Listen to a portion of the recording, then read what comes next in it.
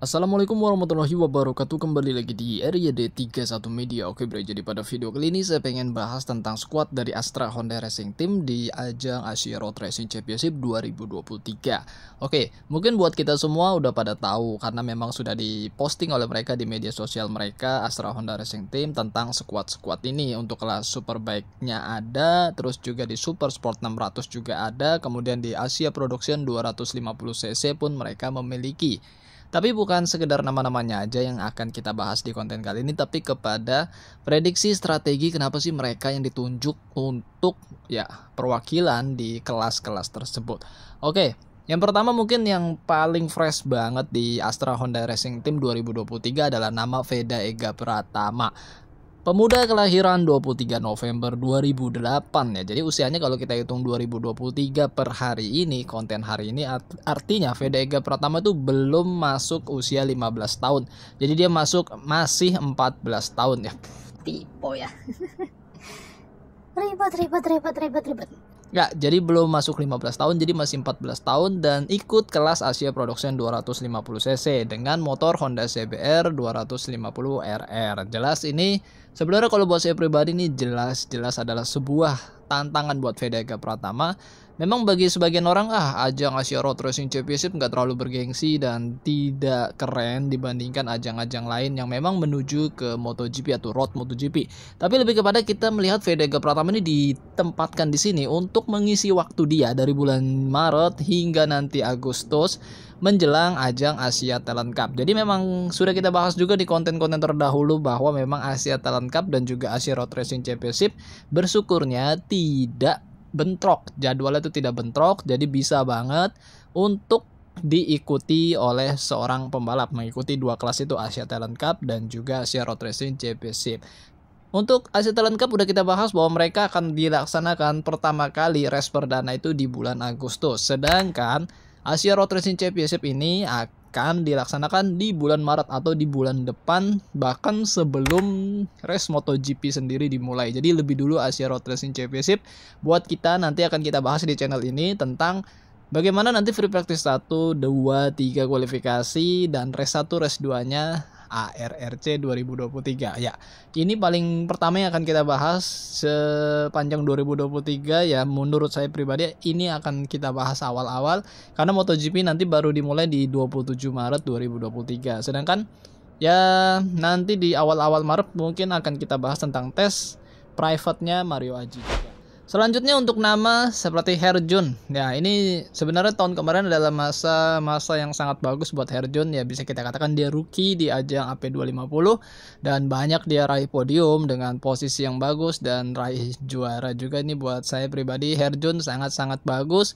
Mengambil tongkat estafet ya nanti seketika misalnya Reza Danica yang juga masih di AP250 tahun ini itu misalnya naik kelas ataupun dia pindah kelas ya atau mungkin sudah cukup senior dan seperti apa untuk tidak lagi di kelas AP250. Jadi Herjun sangat-sangat pas banget mendapatkan tongkat estafet penerus anak Indonesia di Astra Honda Racing Team yang memiliki kekuatan skill yang sangat mumpuni untuk bersaing dengan anak-anak pembalap dari seluruh dunia ya. Jadi mulai dari Jepang, Thailand, Malaysia, terus juga ada juga dari Vietnam, India, terus ya banyak lah. Untuk kelas AP250 ini sangat beragam dan cukup banyak juga pembalapnya. Untuk nama Reza Danica Ahrens ini nama yang sebenarnya sudah cukup senior. Dia juga pernah menjadi juara Asia Production 250cc.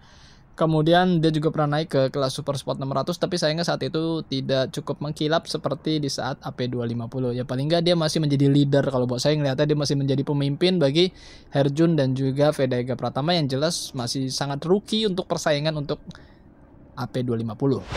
Ya, dua nama berikutnya adalah Gary Salim yang akan membalap Super Sport 600 menggunakan Honda CBR 600RR. Kemudian juga ada Adenanta Putra yang jelas sebenarnya ini dua nama yang kalau menurut saya pribadi cukup kuat untuk bisa memperebutkan juara, meneruskan tradisi bagus dari Andi Gilang yang tahun kemarin 2022 menjadi juara Super Sport 600 ARRC. Jadi buat saya Gary Salim sangat-sangat bagus dulu, bahkan dia di musim 2016 dia bagus juga di kelas Super Sport 600 ARRC dengan Honda CBR 600RR. Itu dia bisa, bahkan waktu itu di sirkuit Sentul dia bisa back to back juara 1. Ya kan, tuh keren banget. Waktu itu usia juga masih cukup muda di 2016, dan tahun ini dia balik lagi ke Super Sport 600 setelah tahun sebelumnya 2022 dia di kelas Superbike 1000 paling enggak ya.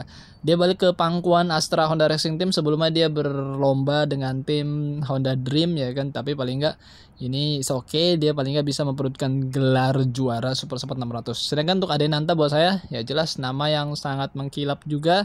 Dia satu liting dengan Maruyo Suraji ketika balap di Thailand Cup. Ini jelas dulu waktu masih, saya bilang kecil boleh ya, waktu masih kecil ya oke banget di ajang Thailand Cup, kemudian Asia Thailand Cup sebenarnya dia oke, cuma waktu itu dirundung juga beberapa kali cedera yang akhirnya dia memperebutkan podium, walaupun dia sering podium juga waktu di Asia Thailand Cup. Ya, 5 nama ini jelas nama yang benar-benar berbendera Astra Honda Racing Team. Sedangkan Andi Gilang naik kelas ke Asia Superbike bersama Honda Dream ya. Jadi Honda Asia Dream, rekan tim dari Zakwan Zaidi yang juara dari Asian Superbike 1000 2022 kemarin.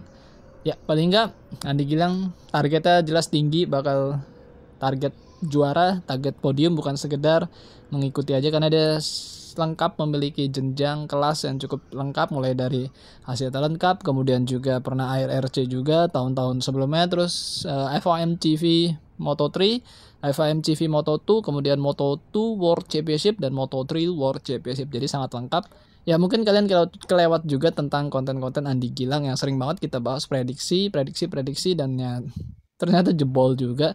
Seperti konten ini sebenarnya ini sangat-sangat lengkap dan seperti sesuai prediksi di konten sebelumnya. Persis banget, Veda Eka naik AP250, Andi Gilang ke Superbike 1000, terus juga Adenanta naik ke Super Sport 600, Jadi Salim turun ke Super Sport 600. Dan saya nggak nyebutin waktu itu ya Irfan Ardiansyah ya, karena memang waktu itu belum rilis juga resmi kalau dia bakal pindah.